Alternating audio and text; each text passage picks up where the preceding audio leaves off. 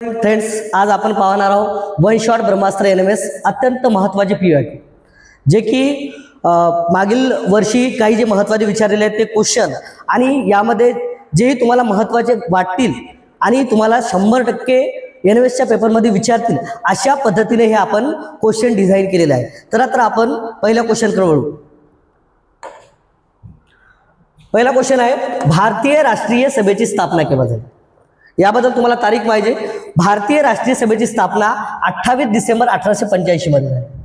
यामध्ये ज्यावेळेस स्थापना झाली त्याच दिवशी याचं पहिलं अधिवेशन भरलं होतं. पहिलं अधिवेशन कुठं भरलं होतं?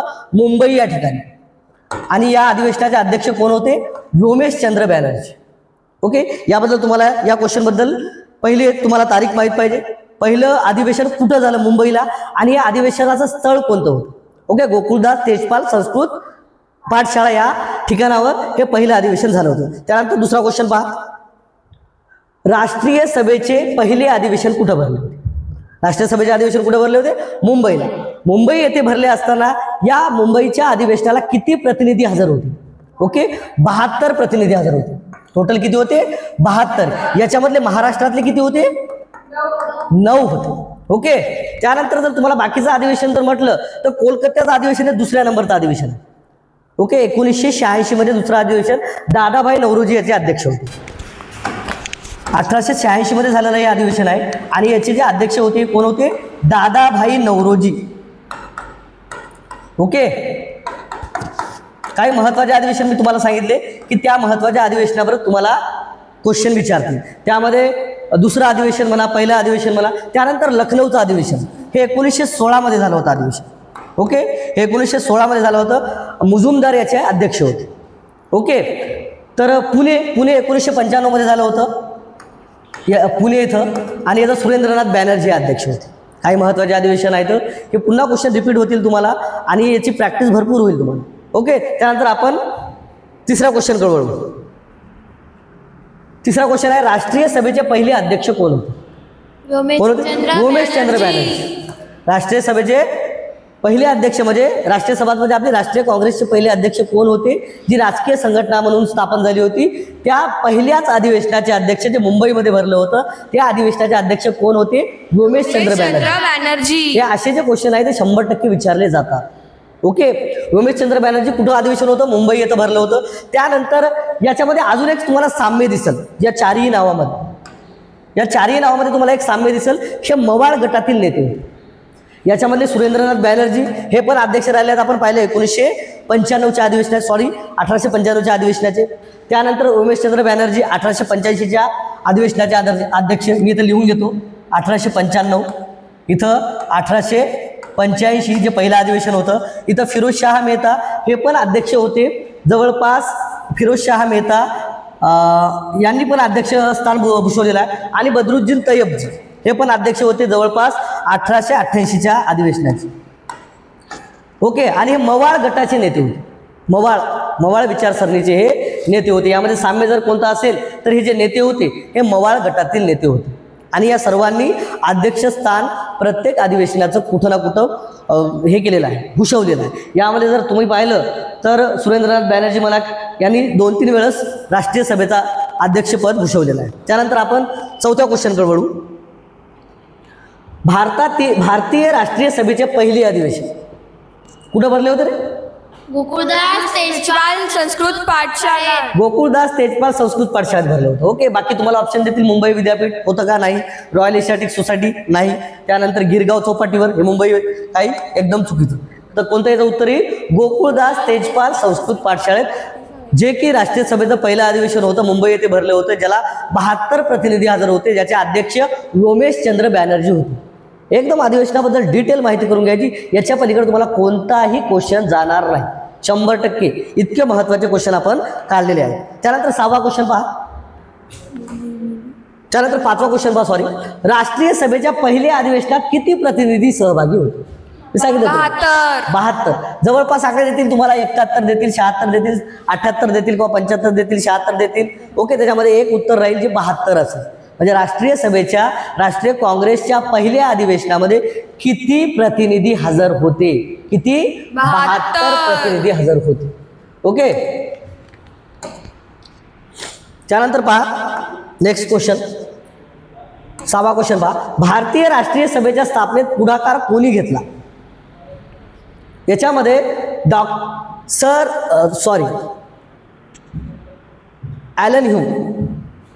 ॲलन ऑक्टेवियन ह्यूम यांनी राष्ट्रीय सभेच्या स्थापनेत पुढाकार घेतला. म्हणजे जी राष्ट्रीय सभा स्थापन झालेली आहे ते ॲलन ऑक्टेवियन ह्यूम यांच्या विचारसरणीवर स्थापन झाली आहे, जे की एक ब्रिटिश ICS अधिकारी होते. ओके, जे की आता आपण जे म्हणतो IAS त्या लेवलचे होते, ते ICS परीक्षा उत्तीर्ण केलेले ॲलन ह्यूम होते. ओके, ज्यांनी राष्ट्रीय सभा स्थापना करण्यामध्ये सर्वात पुढाकार घेतला होता. त्यांच्याच प्रयत्नाने राष्ट्रीय सभा स्थापन झाली होती. ओके, त्यानंतरचा नेक्स्ट क्वेश्चन पहा, राष्ट्रीय सभेच्या मागण्यासंबंधित चुकीचा पर्याय कोणता? जे राष्ट्रीय सभेच्या मागण्या होत्या, मी तुम्हाला त्या दिवशी थेरी लेक्चरमध्ये घेतलेला आहे की राष्ट्रीय सभेच्या मागण्या ज्या काही महत्त्वाच्या आहेत ते तुम्हाला लक्षात ठेवायच्या. अशा बऱ्याच काही राष्ट्रीय सभेच्या मागण्या आहेत, परंतु NMS मध्ये काही महत्त्वाच्या राष्ट्रीय सभेच्या मागण्या विचारतात. ओके, त्यामध्ये राष्ट्रीय सभेच्या मागण्या कोणत्या होत्या पहा, देशी उद्योगांना संरक्षण द्या. बिलकुल ही मागणी होती, कारण ब्रिटिशांचा जो उद्योग चालायचा तो यंत्रमागावर चालायचा, त्यामुळे ते त्यांच्या वस्तू हे स्वस्तामध्ये विकायचे, परंतु भारतीयांच्या वस्तू बनवण्यासाठी वेळ लागायचा आणि त्याला खर्च पण यायचा. त्यामुळे भारतीय जे उद्योग व्यापारी होते ते त्यांचा वस्तू होती ती स्वस्तामध्ये विकत होते का? कारण मी सांगितलं तुम्हाला त्या दिवशी, जर एखाद्या वस्तूला जर खर्चच जास्त येत असेल तर थोडी नफ्यानं ती विकावं लागेल.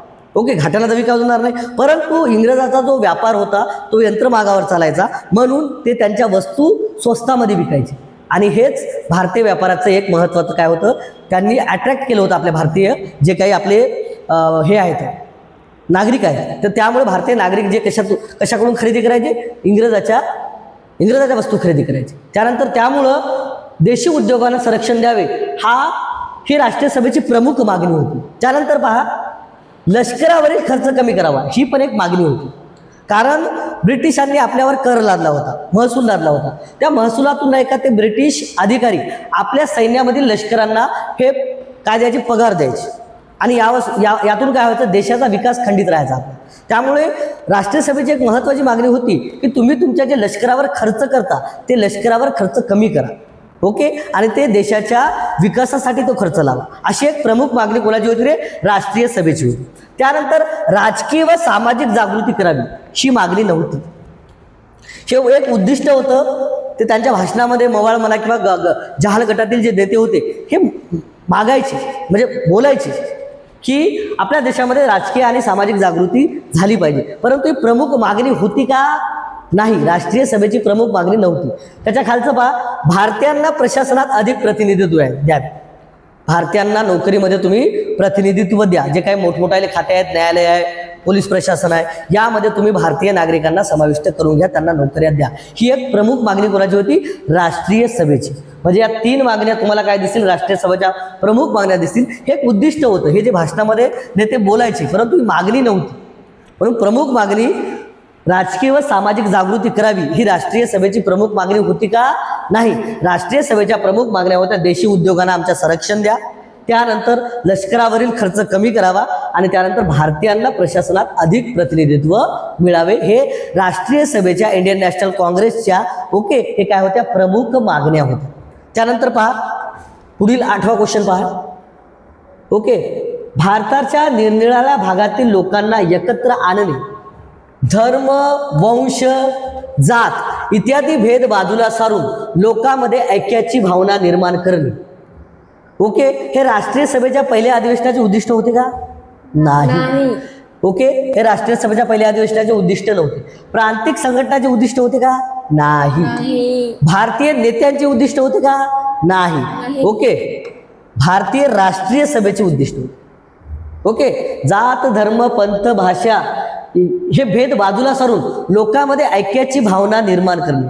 जे राजकीय व्यासपीठ आहे, राष्ट्रीय सभा, यामध्ये सर्वांनी एकत्र येणे. इथं जात, धर्म, पंथ सर्व काही जे आहे ते बाजूला सारून देशाच्या, राष्ट्राच्या प्रेमापोटी सर्वांनी एकत्र येणे, हे महत्त्वाचं उद्दिष्ट कोणाचं होतं? राष्ट्रीय सभेचं. त्यामुळं बाकीचे तुम्हाला ऑप्शन देतील त्या सर्व चुकीचे आहे. यातलं करेक्ट उत्तर कोणतं आहे? भारतीय राष्ट्रीय सभेचे महत्त्वाचे उद्दिष्ट होते. कोणते? जात, धर्म, पंथ हे सर्व बाजूला सारून लोकांमध्ये ऐक्याची भावना निर्माण करणे. कुठं? राष्ट्रीय सभेमध्ये. कारण राष्ट्रीय सभा ही जी आहे पूर्ण देशाचं व्यासपीठ होतं. इथं कोणत्याही पर्टिक्युलर जातीला, धर्माला किंवा पंथाला किंवा कोणत्याही प्रांताला एक विशिष्ट स्थान नव्हतं. इथे कोणी पूर्ण भारतातला कोणताही व्यक्ती राष्ट्रीय सभेच्या व्यासपीठावर येईल. ओके, हे अशा प्रकारचं कोणाचं उद्दिष्ट होतं? भारतीय राष्ट्रीय सभेचं एक महत्त्वाचं उद्दिष्ट होतं. ओके, त्यानंतर नेक्स्ट क्वेश्चन पहा. भारताच्या स्वातंत्र्य चळवळीत मवाळ युगाचा कालखंड विचारतात मवाळ युगाचा कालखंड पाहिजे. कारण तुम्हाला माहीत आहे जे राष्ट्रीय सभेचा पाया आहे, राष्ट्रीय काँग्रेसची जी स्थापना आहे याचा पायाच मुळात मवाळ गटांनी केलेला आहे, मवाळ गटातील नेत्यांनी केलेला आहे. ओके, म्हणून तुम्हाला सुरुवातीच्या काळामध्ये जेही अधिवेशनाचे अध्यक्ष दिसतील ते तुम्हाला कोण दिसतील? मवाळवादी नेते दिसतील. म्हणून तुम्हाला मवाळ युगाचा कालखंड माहीत पाहिजे. मवाळ युगाचा कालखंड कोणता आहे? 1885 ते 1905 या कालखंडामध्ये तुम्हाला सरासरी कोण? मवाळवादी विचारसरणीचेच नेते तुम्हाला अध्यक्ष पदावर दिसतील राष्ट्रीय सभेचे. त्यानंतर बाकीचा कालखंड काय? 1905 ते 1920 हा कालखंड कोणाचा आहे? जहाल युगाचा. कोणाचा आहे? जहाल युगाचा. 1885 ते 1905 कोणाचा आहे? मवाळ युगाचा. लक्षात ठेवा मवाळ युग कधीपासून आहे आणि जहाल युगाचा कालखंड कोणता आहे. ओके, त्यानंतर 1920 ते 1947 हे काय? गांधी युग. या गांधी युगमध्ये तुम्ही पाहता असहकार आंदोलन पाहता, दांडी यात्रा पाहता आणि महत्त्वाची चळवळ म्हणजे 1942 चळेजाव आंदोलन. हे पुढील तुम्हाला पाठात येईल गांधीजीबद्दल. गांधीचं युग तुम्हाला चांगल्या पद्धतीने त्यावेळेस अभ्यासायचा आहे. ते 1920 ते 1947 हा गांधी युग मानला जाते आपला. ओके ओके, आणि 1857 ते 1885 हे काय कोणता कालखंड नाही. ओके, त्यानंतर नेक्स्ट क्वेश्चन पहा. मवाळ गटाचे नेते कोण कोण होते हा क्वेश्चन येतात. मवाळ गटाचे नेते कोण कोण होते आणि जहाल गटाचे नेते कोण कोण होते दोन्ही तुम्हाला नेते माहीत पाहिजे. ओके, त्याबद्दल पहा. गोपाळ कृष्ण गोखले हे मवाळवादी होते. लाला लजपतराय होते का मवाळवादी? नाही. फिरोजशाह मेहता कोण होते? मवाळवादी विचारसरणी. म्हणजे याचं उत्तर येईल का या प्रश्नाचं? हे नाही आहे. आपल्याला तिन्ही कोण शोधायचे आहेत? मवाळवादी विचारसरणीचे नेते शोधायचे. ओके, कोण कोण आहेत ते. त्यानंतर पहा दुसरा ऑप्शन. गोपाळ कृष्ण गोखले हे मवाळ होते. सुरेंद्रनाथ बॅनर्जी हे मवाळ होते. पण लोकमान्य टिळक हे मवाळवादी होते का? नाही. कोण होते? कोणत्या विचारसरणीचे? जहालवादी विचारसरणीचे. त्यानंतर तिसरा क्वेश्चन पहा, तिसरा ऑप्शन पहा. सॉरी, फिरोजशाह मेहता मवाळ होते. गोपाळ कृष्ण गोखले मवाळवादी होते आणि सुरेंद्रनाथ बॅनर्जी हे पण कोण होते? मवाळ विचारसरणीचे नेते होते. म्हणजे या प्रश्नाचं उत्तर कोणतं राहील? ऑप्शन क्रमांक 3. त्यानंतर खालचं पहा. सुरेंद्रनाथ बॅनर्जी तुम्हाला कोण दिसतील? मवाळ. बिपिनचंद्र पाल कोण दिसतील? लाल बाल पाल, जहाल. ओके, आणि लोकमान्य टिळक पण तुम्हाला कोण दिसतील? जहाल. म्हणजे या प्रश्नाचं उत्तर कोणतं आहे? ऑप्शन क्रमांक 3. ज्या ऑप्शन क्रमांकाच्या 3 मध्ये तुम्हाला तिन्ही नेते कोण दिसतील? मवाळ विचारसरणीचे नेते दिसतील. ओके, त्यानंतर नेक्स्ट क्वेश्चन पहा. राजकीय जागृती घडवून आणण्यासाठी राष्ट्रीय सभेच्या जहाल ज्या मार्गाचा वापर केला त्याच समाविष्ट नसलेला मार्ग. ओके, जे जहाल विचारसरणीमध्ये आपण समाविष्ट नसलेला मार्ग पाहायचा आहे. ओके, याच्यामध्ये अर्ज व विनंत्या, जहालवादी विचारसरणीचे लोक अर्ज व विनंत्या द्यायचे नाही. अर्ज व विनंत्यात कोण द्यायचे? मवाळ विचारसरणीचे नेते, जे की शांत मार्गाने, ओके, पद्धतशीर मार्गाने आपली बाजू इंग्रजांसोबत मांडायची. पण जहालवादी विचारसरणीचे नेते जे होते ते असंतोषाचा मार्ग, प्रसंगी जर आंदोलन करायची जर गरज पडली तर एक तीव्र स्वरूपात आंदोलन छेडायचे. परंतु मवाळवादी विचारसरणीचे नेते अर्ज आणि विनंत्याकडून म्हणजे इंग्रजाकडून जे काही अर्ज विनंती आहे हे याकडून मागण्या करायची. पण याच्यामध्ये जहालवादी विचारसरणीचे नेते जे आहे ते अर्ज आणि विनंत्या ब्रिटिश सरकारला द्यायचे नाही, त्यांचं डायरेक्ट काम राहायचं. त्याबद्दल वृत्तपत्राद्वारे जहाल मतप्रचार बरोबर आहे. कारण तुम्ही पाहता टिळकांचे जे मराठा आणि केसरी वृत्तपत्र होते किंवा अमृत बाजार पत्रिका, या वृत्तपत्रामधून नाही का जहालवादी विचारसरणीचे नेते जे होते हे जहाल प्रकारचे लेख लिहायचे त्याच्यामध्ये ब्रिटिशाविरोधात. ओके, त्यामुळं हा मार्ग होता त्यांचा. त्याच्यानंतर पहा राष्ट्रीय शिक्षण हे पण होता, जे की आपण आपल्या देशांच्या नागरिकांना, भारतीयांना राष्ट्रीय शिक्षण दिलं पाहिजे. कारण ब्रिटिशांच्या शिक्षणामधून देशाबद्दलची जी संस्कृती आहे, देशाबद्दलची भाषा आहे हे भारतीय शिकतील का? नाही आहे. आपल्या राष्ट्रीय शिक्षणामधूनच भारतीयांना आपण स्वभाषा प्रेम, स्वदेशावरचं प्रेम, ओके, जे काही राष्ट्रीय चळवळी आहेत हे राष्ट्रीय शिक्षण आपण जेव्हा देईल तेव्हाच आपल्या देशातला नागरिक हा ब्रिटिशाविरोधात उभा राहील. ओके, त्यामुळे राष्ट्रीय शिक्षण देणं हे महत्वाची बाब आहे. हे कोणाला ठरलं? जहालवादी नेत्याचं महत्वाचं एक ध्येय होतं. त्यानंतर पहा, स्वदेशी व बहिष्कार हे पण जहालवादी विचारसरणीचा एक मार्ग होता. ओके, याच्यामध्ये कोणता नव्हता? अर्ज आणि विनंत्या करून हे या मार्गाचा अवलंब करायचे नाही. कोण? जहालवादी विचारसरणीचे नेते. याच्यामध्ये काय काय आहे? वृत्तपत्राद्वारे जहाल मतप्रचार करायचे. त्याच्यामध्ये तुम्हाला महत्वाचे जर वृत्तपत्र म्हणले तर कोणकोणते आहेत? मराठा, केसरी आणि अमृत बाजार पत्रिका, हे 3 तुम्हाला महत्वाचे दिसतील. याच्यामध्ये जे काही लेख आहेत जहाल लेख याच्यामध्ये लिहायचे. लोकमान्य टिळक असो किंवा बिपिनचंद्र पाल असो, ओके, किंवा लाला लजपत राय असो. त्यामुळं याच्यामधील अर्ज आणि विनंत्या हे उत्तर आहे बरोबर, कारण या मार्गाने राष्ट्रीय सभेच्या ज्या मार्गाचा वापर होता त्यामध्ये हे समाविष्ट नसलेला मार्ग होता. अर्ज आणि विनंत्या हे कोण करायचे? मवाळवादी विचारसरणीचे नेते करायचे. ओके, त्यानंतर नेक्स्ट क्वेश्चन पहा, 11वा क्वेश्चन. राजकीय जागृती घडवून आणण्यासाठी राष्ट्रीय सभेच्या ज्या मार्गाचा वापर केला त्यात समाविष्ट नसलेला मार्ग आपण पाहिला अर्ज आणि विनंत्या. ओके, रिकामी जागा हे वृत्तपत्र जहाल मतवादी विचारांचे मुखपत्र होते. आपण आताच पाहिलं अमृत बाजार पत्रिका. ओके, याच्यामधलं ज्ञानोदय होतं का? नाही. ज्ञानप्रकाश होतं का? नाही. प्रभाकर होतं का? भाऊ महाजनचं? नाही. प्रभाकर बद्दल तुम्हाला प्रश्न विचारतात. कोणाचं होतं मुला? भाऊ महाजन. हे लक्षात ठेवा. प्रभाकर हे वृत्तपत्र पुढीलपैकी कोणत्या समाज सुधारकाचं होतं? तर भाऊ महाजन. आणि याच्यामध्ये अजून काय वैशिष्ट्य आहे? याच्यामधून नाही का लोकित गोपाळ हरी देशमुख यांनी काय केलं होतं? 108 पत्रे, त्याला शतपत्रे म्हणतो आपण, शतपत्रे हे लिहिले होते. कोणत्या वृत्तपत्रामधून? प्रभाकर. ओके, याचं उत्तर कोणतं आहे? जे की आपण म्हणू जहाल मतवादी विचारांचं अमृत बाजार पत्रिका. ओके, नेक्स्ट क्वेश्चन पहा.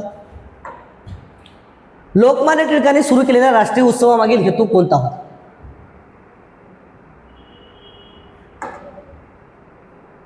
गीता रहस्य हा ग्रंथ, नेक्स्ट क्वेश्चन पहा, गीता रहस्य हा ग्रंथ कोणी लिहिला? कोण लिहिला? लोकमान्य टिळक. ओके, गीता रहस्य हा ग्रंथ कोण लिहिला? लोकमान्य टिळकांनी. अजून याच्यामध्ये तुम्हाला साम्य दिसेल, दादाबाई नौरोजी सोडले तर हे तिघे तुम्हाला कोण दिसतील? जहालवादी विचारसरणीचे नेते. म्हणजे तुम्हाला ऑप्शन मध्ये काय देतील? ज्या वेळेस असा ग्रंथ येईल तेव्हा हे ऑप्शन राहतील तुम्हाला कन्फ्युज करण्यासाठी. त्यामुळं गीता रहस्य हा ग्रंथ कोणी लिहिला? लोकमान्य टिळक यांनी लिहिलेला. त्यानंतर नेक्स्ट क्वेश्चन पहा.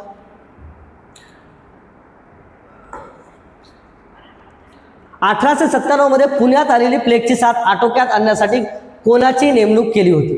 रँड. ओके, जो काही इंग्रज गव्हर्नर होता रँड, याची नाही का कशासाठी केली होती?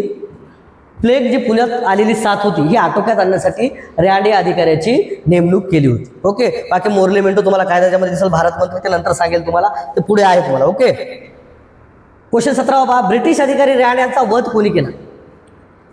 चाफेकर बंधू. याच्यामध्ये 3 होते, वासुदेव, बाळकृष्ण आणि दामोदर. हे 3 तुम्हाला चाफेकर बंधू आहेत. या 3 जणांनी मिळून चाफेकर बंधूची काय केलेली आहे? हत्या केलेली आहे. आणि याच्याच चाफेकर बंधूच्या हत्येमध्ये कोणाला दोषी ठरवलं होतं? लोकमान्य टिळकांना.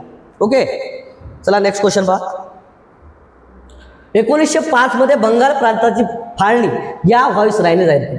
1905 महत्वाचा आहे. बंगालची फाळणी कोणत्या वर्षी झाली हे विचारतात. 1905 मध्ये. बंगालची फाळणी कोणत्या वर्षी रद्द झाली? 1911 मध्ये. बंगालच्या फाळणीनंतर कोणती चळवळ उभारल्या गेली? कोणती चळवळ सुरू झाली? बंगभंग चळवळ. ओके, या म्हणजे तुम्हाला या एका प्रश्नाहून बाकीचं पूर्ण तुम्हाला जे काय बंगालची फाळणी आहे याच्याबद्दलचं सर्व आलं पाहिजे. ओके, त्यानंतर पहा, बंगालची फाळणी कोणा घडवून आणली होती? लॉर्ड कर्झन यांनी. कधी?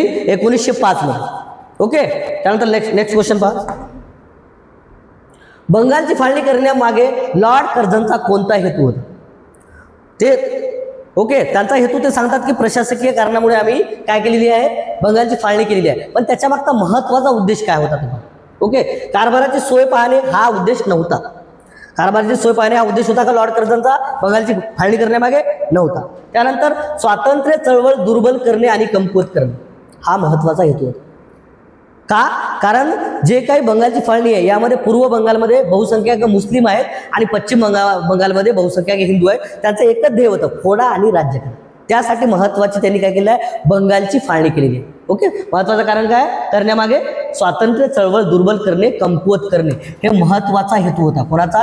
लॉर्ड कर्झनचा. किंवा ब्रिटिशांचा.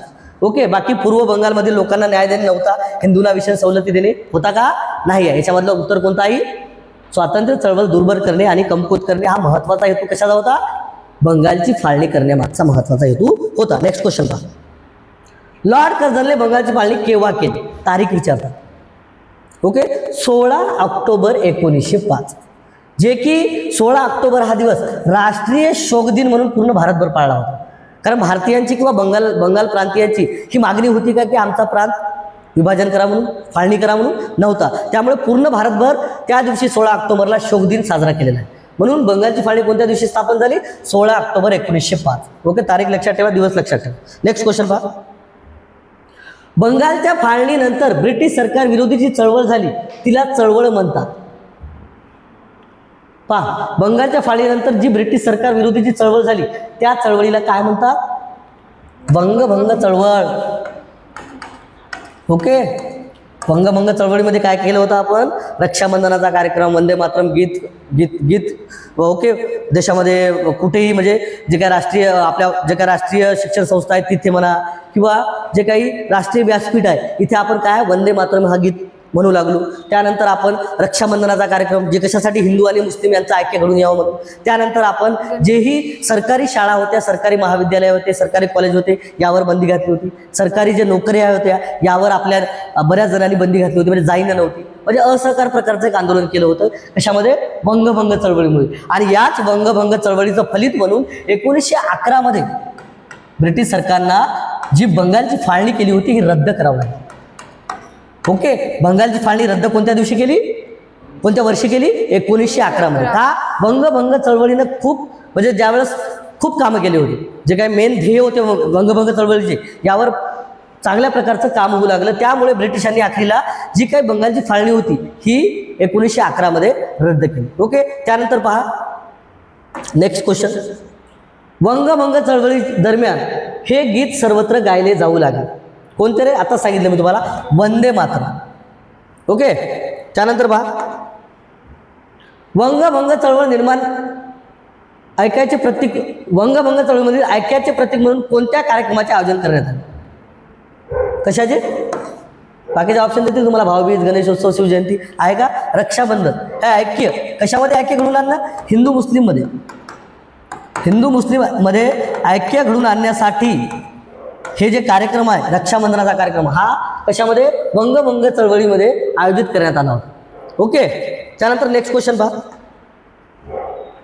बंगभंग चळवळीचे नेतृत्व कोणी केले? येते हा प्रश्न खूप महत्त्वाचा. ओके, याच्यामध्ये जरा कन्फ्युजन होऊ नका.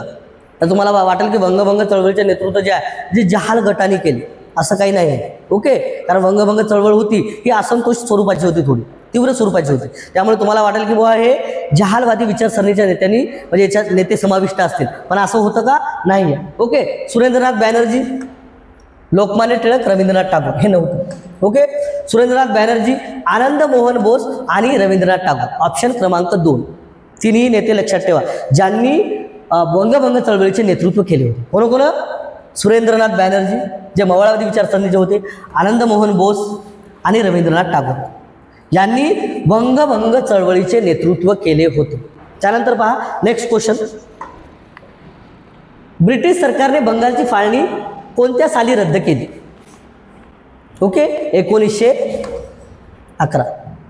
बंगभंग चळवळीचं फलित म्हणून त्यांना शेवटोपरी इंग्रजाला एकच मार्ग होता ब्रिटिशांना की आता बंगालची फाळणी रद्द करावी लागेल, नाहीतर आपल्याच विरोधात बरंच षडयंत्र व्हायला आणि त्याचा त्रास आपल्यालाच व्हायला. त्यामुळे बंगालची फाळणी रद्द केलेली पुरली. ओके, त्यामुळे त्यांनी काय केलं? 1911ला बंगालची फाळणी रद्द केली. ओके, आणि 1905ला बंगालची फाळणी झाली. दोन साला लक्षात ठेवा. बंगालची फाळणी कोणत्या दिवशी झाली? 16 ऑक्टोबर 1905 आणि रद्द केव्हा झाली? 1911. ओके, बंगालची फाळणी कोणी केली? लॉर्ड कर्झन यांनी. कशाच्या याच्यावर? प्रशासकीय कारण दाखवलं, पण मुख्य प्रशासकीय कारण होतं का? नाही आहे. काय? हिंदू आणि मुस्लिम यांचं ऐक्य बिघडवणं हे महत्त्वाचं काम होतं या बंगालच्या फाळणीमध्ये. ओके, नेक्स्ट क्वेश्चन पहा. एकजुटीने राहा, स्वराज्य मिळवा व त्यासाठी अखंड चळवळ करा हा संदेश यांनी भारतीय जनतेला दिला. कोण दिला रे? कोण दिला? सांगायचं उत्तर सांगा बरोबर. दादाभाई नौरोजी. जे की 1986च्या अधिवेशनाचे अध्यक्ष होते आणि त्यावेळेस ते सर्वात ज्येष्ठ जे वयस्कर होते ते म्हणजे कोण होते? दादाभाई नौरोजी. ओके, 1986चं अधिवेशन तुम्हाला विचारतात कारण दुसरं अधिवेशन होतं. पहिलं, दुसरं, तिसरं अधिवेशनावर तुम्हाला प्रश्न येतील. ओके, म्हणून हे दुसरं अधिवेशन लक्षात ठेवा. ज्या अधिवेशनाचे अध्यक्ष कोण होते? दादाभाई नौरोजी. हे कोठं होतं रे? कोलकाता. कुठं भरलं होतं? कोलकाता येथे. ओके, 1986. तर एकजुटीने राहा, स्वराज्य मिळवावं, त्यासाठी अखंड चळवळ करा, हा भारतीयांना संदेश कोणी दिला? दादाभाई नौरोजी यांनी दिला. ओके, त्यानंतर पहा नेक्स्ट क्वेश्चन. स्वराज्य, स्वदेशी बहिष्कार व राष्ट्रीय शिक्षण ही चतुसूत्री भारतीय राष्ट्रीय सभेने च्या अधिवेशनात स्वीकारली. ओके,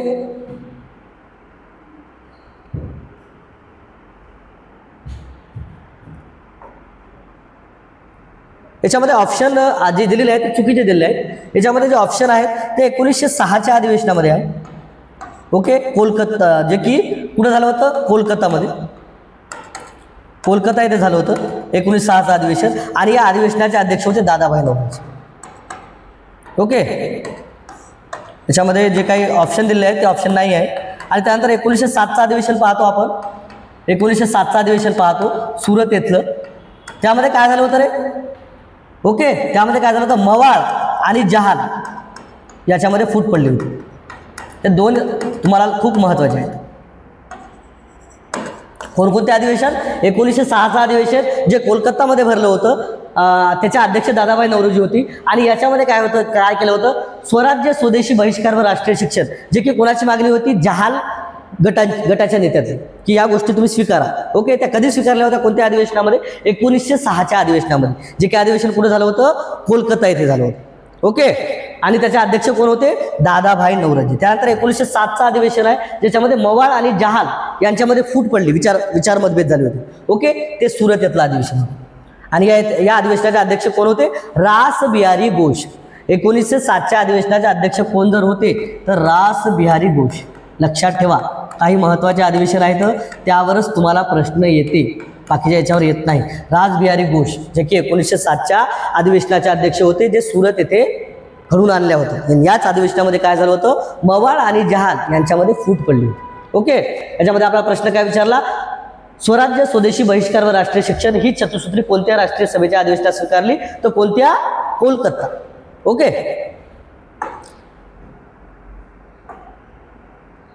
जन आंदोलन दडपण्यासाठी सरकारने केलेल्या दडपशाहीमध्ये समाविष्ट नसलेली बाब पुढील पर्यायातून निवडा. ओके, जे काय दडपशाहीचं धोरण ब्रिटिशांनी आपल्यावर लादलं होतं त्याच्यामध्ये कोणती बाब नव्हती?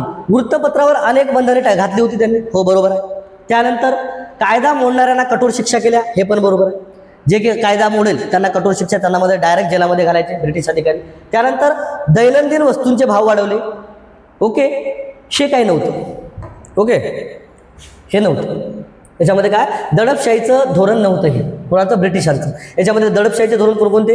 वृत्तपत्रावर त्यांनी अनेक वृत्तपत्रावर बंदी घातली होती, जसं की लोकमान्य टिळकांचे मराठा असो, केसरी असो, अमृत बाजार पत्रिका असो, जे जहालवादी विचारसरणीचे वृत्तपत्र होते त्यावर ब्रिटिशांनी बंदी घातली होती. त्यानंतर कायदा मोडणाऱ्यांना त्यांनी कठोर शिक्षा दिल्या होत्या, डायरेक्ट जेलामध्ये घालायचे.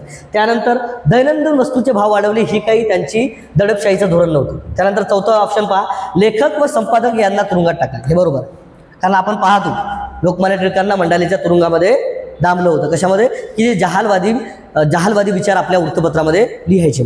ओके, त्यानंतर नेक्स्ट क्वेश्चन पहा. 1906 साली या पक्षाची स्थापना झाली. महत्वाचं आहे, कारण मुस्लिम लीग एक राजकीय पक्ष होता, लक्षात ठेवा, राजकीय पक्ष. आणि याच्या मागे इंग्रजाची काय नीती होती? कूटनीती, की त्यांनी मुस्लिमांना अशी जाणीव करून दिली होती की म्हणजे राष्ट्रीय सभेमध्ये, इंडियन नॅशनल काँग्रेसमध्ये हे प्रतिनिधित्व सर्वाधिक हिंदूचं आहे, हिंदू समाजाचं आहे. याच्यामध्ये सर्वाधिक कमी संख्या ही मुस्लिमांची आहे. आणि तुम्ही त्याच्यामध्ये कशाला राहता? तुम्ही स्वतःची एक राजकीय संघटना उभारा. म्हणजे फोडा आणि राज्यकरामधला एक महत्त्वाचा अजून जर त्यांचा काही एक असेल उद्देश तर ही मुस्लिम लीगची स्थापना, ज्याच्यामध्ये कोणाचा सहभाग होता? ब्रिटिश अधिकाऱ्यांचा. त्यांनी मुस्लिमांनाही जाणीव करून दिली की राष्ट्रीय सभेमध्ये तुमचं नेतृत्व खूप कमी प्रमाणात आहे. तुम्हाला राजकीय नेतृत्व पुढे जाण्यासाठी एक तुमची स्वतःची तुमच्या समाजाची एक संघटना पाहिजे आणि ती आवश्यक आहे. त्यासाठी मुस्लिम लीग ही संघटना स्थापन करण्यामागे जर महत्त्वाचा उद्देश जर कोणता असेल ही ब्रिटिशांचा होता. आणि त्याच्या मागचा काय उद्देश होता? फोडा आणि राज्य करा. म्हणजे जे काही हिंदू आहे आणि मुस्लिम आहे याच्यामध्ये दरी जी आहे ती दूर करायची. ओके, त्यामुळे मुस्लिम लीगच्या स्थापनेमध्ये इंग्रजाचा बराच मोठा हात होता, जे की तुम्ही एक राजकीय पक्ष म्हणून त्यांना स्थापना दिली होती. अजून काय झालं होतं याच्यानंतर? मोर्ले मिंटो कायदा आला होता. मोर्ले मिंटो कायदा, मोर्ले मिंटो कायदा यावर क्वेश्चन विचारतात, याच्यावर साल पण विचारतात. 1909चा कायदा होता. या कायद्यानं काय केलं? मुस्लिम लीगला यांना स्वतंत्र मतदारसंघ दिला. स्वतंत्र मतदारसंघ म्हणजे काय? स्वतंत्र मतदारसंघ दिला. कधी? 1909च्या मोर्ले मिंटो या ऍक्टनुसार, की याच्यामध्ये उमेदवार हा मुस्लिमच राहील आणि त्याला मतदान करणारे देखील मुस्लिमच राहतील. ओके, उमेदवार जो काही कोणत्याही याच्यासाठी उभा राहील तो मुस्लिमच राहिला पाहिजे आणि त्याला मतदान करणारे लोक पण ओके मतदार पण कोण असले पाहिजे? मुस्लिम असले पाहिजे. असा त्यांना 1909 मध्ये एक कायदा पास केला मुस्लिमांनी. कशासाठी? मुस्लिमांना राजकीय नेतृत्व देण्यासाठी. पण त्याच्या मागे त्यांना राजकीय नेतृत्व देणं हे महत्त्वाची गोष्ट नव्हती. महत्त्वाचं काय होतं की हिंदू आणि मुस्लिम यांच्यामध्ये दरी निर्माण करणे हे महत्त्वाचं काम करायचं होतं ब्रिटिशांचं. म्हणूनच त्यांनी एक मोर्ले मिंटो नावाचा कायदा पास केला आणि त्याच्यामध्ये मोर्ले म्हणजे एक भारत मंत्री होत आहे. तुम्हाला माहिती आहे 1857 मध्ये एक पद निर्माण झालं होतं भारत मंत्री, आणि मिंटो कोण होता? व्हाईसराय.